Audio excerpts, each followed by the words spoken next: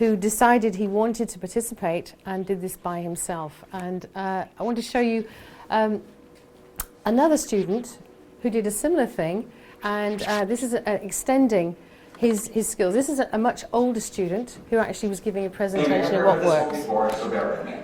So a cap is put into a sealed bunker with a barrel of gunpowder. That barrel of gunpowder has a 50% chance of blowing up and killing the cap, and a 50% chance of doing nothing. But until we open the bunker door to observe whether the cat has survived or not, the cat is in a position where it's both alive and dead.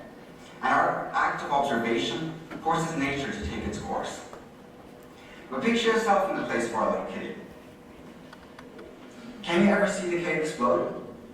Assuming you can't observe yourself dying, you won't ever see the barrel explode, no matter how many times you repeat the experiment, because you'll always exist in that reality in which the barrel doesn't explode. That's quantum immortality. Now this is all a rather simplified version of the experiment built by Schrödinger. It's the same skill we're teaching. It's presentation of learning. And it's at different levels, and it's very important that we value that. Our students are at different levels. We're giving them those opportunities to shine in that. So we go back to the learner profile. How are we developing that in our students, and how do we do it through the curriculum? I'm going to pass on to Bridget, who's going to talk about inquiry, the teaching methodology of the International Baccalaureate. We just have to have a bit of a... I'd like to just say very briefly, I started in education in the United States. Thank you. In the United States, and I started out as a teacher assistant, and then I worked my way through education into being a classroom teacher, and then ultimately to administration. And of course that was with a national curriculum. So we had a lot of information about the Romans when it came to social studies. We had information about our state, about our government, of course, because we're learning about our culture and also ancient civilization. But it wasn't until I moved to Munich International School prior to coming to GCS that I was introduced to the International Baccalaureate. And I think what I want to really express to you as we move on to the inquiry component of our approach to teaching and learning is what it does for children. The level of what their voice is allowed to express, the way we guide our children to be thinkers, to be inquirers, to question. A lot of us when we went through school weren't allowed to question. It was listening. It was sitting still, looking forward, taking our notes, learning what we needed to know, take a test, give what we needed to, and hopefully qualify to go to the next level. So I'd just like to preface that what we're going to talk about on inquiry-based approach to teaching was at the heart, it's at the heart of the IB program, starting at our level, my level, primary years. And before doing so, back to it's for everyone, there was a time when I heard from individuals, they thought this program was basically for very capable or gifted, as Ms. Hollington noted, students. The reality is it's for all students. And it goes back again to how do we deliver? How do we teach? What strategies do we use?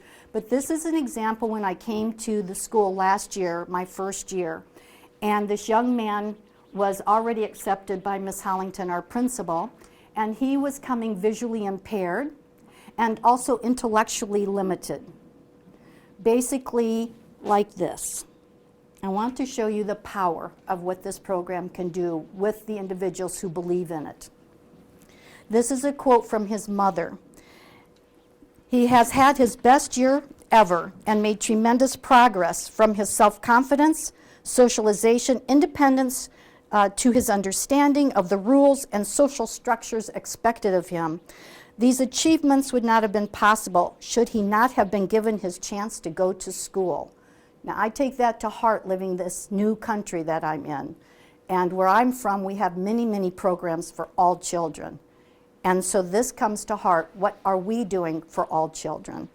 They had helped us save Gabriel from his little dark world and have helped us bring light and meaning into his life. And this is the young man who came to us almost in a fetal position with his assistant and grew into an upright young man with friends and developing language, and participating in life. So from there, we're going to go right into inquiry. As it says here, it's the heart, as I mentioned earlier, about our approach to teaching and learning. And again, I'll leave these points here for you, but I'd like to just make comments in general about how it actually operates at school. If you think of this referring to the children rather than the teachers, that's step one, because in our school, the teachers are facilitators. The children are highly engaged learners. To be a highly engaged learner, and we go back to the learner profile, which Ms. Hollington mentioned earlier on in the puzzle shape, you need to be open-minded, especially in a highly international school with so many different cultures and languages that are present. You must be open-minded because you're going to, as an active learner, interact with one another. You're going to bring your positions, but you're going to learn how to listen to others. And isn't this what our lives are really about? This is part of my passion. We're teaching our children the skills of life that we had to wait perhaps later in life to understand and to put into action. The wondering, which I'm going to use as inquiring into, so often our youngest children come with great enthusiasm. They come built with questions. Any of us who have raised children, by the time they start speaking, where we're so excited they will, the next thing you know, we wish they weren't. Why? No. And on they go. But for in our school environment, questioning, investigating is a critical part of learning, exploring. And so as we go on, students being committed, they need to be actively involved. To do so, it requires their ability to listen, to speak and communicate, which goes back to the learner profile, being a communicator, and also being caring enough to listen to others, being principled. But it also means you need to learn to negotiate, you need to learn to collaborate, you need to come to consensus. And in between that, you're doing investigating and inquiring and researching because you're all focused on a destination together. And in all of that, as the teacher, you're facilitating and guiding and also helping children determine what constitutes a good question from which they can spring into inquiry rather than a closed, narrow type question. It's a real evolution starting with our pre-kindergarten age group, building all the way up to my colleagues' grade 12 division of the campus. Engaging others, I mentioned that as far as we can agree to disagree, but in our inquiry, in our researching, in our dialoguing, we're going to evolve to a point of saying we either agree to disagree or we have enough new information to make a stance, understand we've done this together as a group. And this takes place in pairs, it takes place in small groups, large groups, and full class. So you have all the different approaches to grouping children.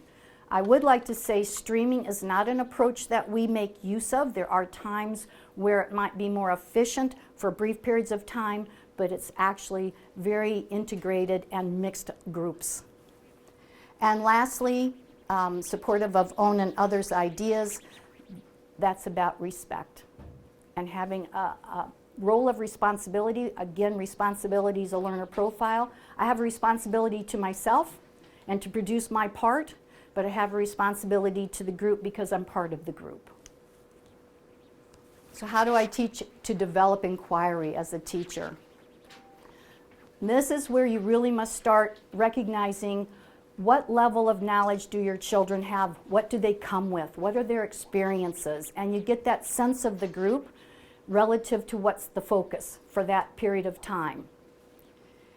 Once you're establishing what they bring and the breadth of what they bring, then of course you need to make use of all the different teaching strategies and the resources that are available. There have been many wonderful presentations already today. I was in one on differentiation. And of course we know the learning styles of kinesthetic, auditory, visual. It all comes in, again, with how do children learn best. And it's our job, if we're going to explore through inquiry, to make these available to our children. and as the educators to guide in the use of these various strategies and know our children. Looking at larger concepts, conceptual understanding, that is really our destination through looking at terms such as classifying, analyzing, predicting, and then synthesizing. That's a lot of high level. It also takes language to do this. Our school is about 72% to 75% at primary EAL. So these are children that are coming that have not had English for more than 7 years where we consider them fluent. So it's our job, again, if you think about going into a query, varying our resources, having the children support one another, collaborating together, and obviously providing the time and the proper direction along with parent involvement. I think I've already touched on the second to the last, where the teacher needs to begin by identifying what the children know, because that will help the educator drive forward and know the starting point as well as the destination. It's a really interactive relationship. If you come into our classrooms, which we'll move to quickly next, the last point being you're in it together. So as the teacher, again, I want to highlight, you facilitate inquiry, you guide inquiry. Other individuals I've spoken with had a misconception that, well, children just to go off and investigate whatever they're interested in. It's not that way. You have a destination, and you move through it, and with the children to determine the path you're going to take to reach that destination. What does it look like in the classroom? I love it. I just love it. When I go in and I do visits to see the children, or I go in to do teacher observations, at this stage of my career, I'm not looking at the teacher. At this stage of my career, I'm looking at learning. I'm looking at the students. Because it's what you do as teachers that make a difference on how the children are learning. And so this is very interesting how the questioning techniques, as I mentioned earlier, how we're looking for children, again, back to the learner profile, to be thinkers and to draw from this new information to create new knowledge and ideally to use it. That's a piece I didn't have in the national curriculum. You learn it, you tell it, you're done with it, and you move on. This is about applying your new knowledge, taking action, and the term we really look for is student-initiated action, not the adult driving that desire to take action, but from within. Assessment is ongoing. Formative happens through the use of questioning, through the use of other tangible materials, through demonstrations, through presentations. The children are constantly showing and the teacher overviewing, are we on track? Have I addressed your needs? Have I met your learning needs? Are we progressing? Am I doing my part for all the children I'm responsible for? It's a highly engaged, exciting environment with what I call a buzz. It's not the days of you're to be seen and not heard. You're engaged, you're talking, it's purposeful sound. And through that purposeful sound, the students collaborate in the groups, they produce, and then ultimately they share with their classmates, they do presentations, they'll share with other classes within the grade, and they'll also, all the way to grade 5, do a major exhibition which involves all of our primary, over 700 children come to see it, as well as the parents. So it is a very exciting approach to teaching and learning that meets the needs of all children. All right. Thank you. I'm enormously proud to be the head of secondary at the 4th school in the world that has all 4 IB programs. My IB journey started about 8 years ago in the MYP, which I found to be this extremely rigorous and very interesting curriculum, lending itself to success at the IB diploma, which is a fairly, I'm sorry, could I just ask the lady that's on the phone if you would just, thank you. All right. Sorry, starting again. I'm enormously proud to be working at Greenfield Community School, where we run all 4 IB programs. The IB is an inquiry-driven program, as we've alluded to before, that really takes an individual and allows them to achieve their personal best. It's academic rigor. It is the development of a sense of altruism in that an individual can make a difference in the world. There's action components, there's service learning, there's epistemology. It's absolutely what I believe in is core to everything that's good in education. I do a lot of thinking about the continuum, and the best way that I've been able to sort of work out how the continuum works is in the PYP through inquiry that Ms. Justin talked about. You have a lot of foundation. You have the students really beginning to develop and maximize that sort of natural curiosity that they have. The MYP, which some people say is not rigorous, which I find absolutely fascinating because I think it is the most rigorous middle school curriculum that exists. And that is because it is up to the individual schools to develop that and prepare the students adequately for the diploma. This is a difficult thing to do, and I think it happens through exploration. Using the inquiry that was given in the foundation, these students are expected to explore, to conduct independent research. They're expected to go out and really engage in academic pursuits that are interesting to them, perhaps more so than I've ever seen in a traditional paradigm. And then we see the IBCC and the IBDP. And this is where we get consolidation of that inquiry into tangible academic pursuits. And I think it's a really interesting way of thinking about our continuum. So starting with middle school, I'm the principal for grades 6 to 12. These are the sort of basic building blocks that we talk about. Again, we expand with learner-centered instruction. We start with a question. We make sure that the students are themselves active and engaged in their own learning. Student choice is a really important one. Within the curriculum that we have created, we make sure that the students have opportunities for them to be the most successful that they can be. So they can begin to not view school as something that is happening to them, but something that they are active participants in. And our fundamental question that we look at is really, what is your personal best? And remember that this is not a presentation on the IB. This is a presentation on how we're using the IB to create a curriculum that meets the needs of all learners. And this is where this idea of personal best, I think, is really exciting for us. Because what this means is the personal best for the first young man in the video you saw is a very different personal best from the video of the second young man that you saw. But both of them are achieving their personal best, and we value and celebrate that. We assess it, and we differentiate and modify our curriculum appropriately to make sure that we can hit those two things. Now, one thing that's really exciting to me is if you look at 4.2 in the new DSIB framework, what if it's not student choice and differentiation? This is what we've had to do at our school, and it did require some pretty systemic rethinking about the way that we're going to develop.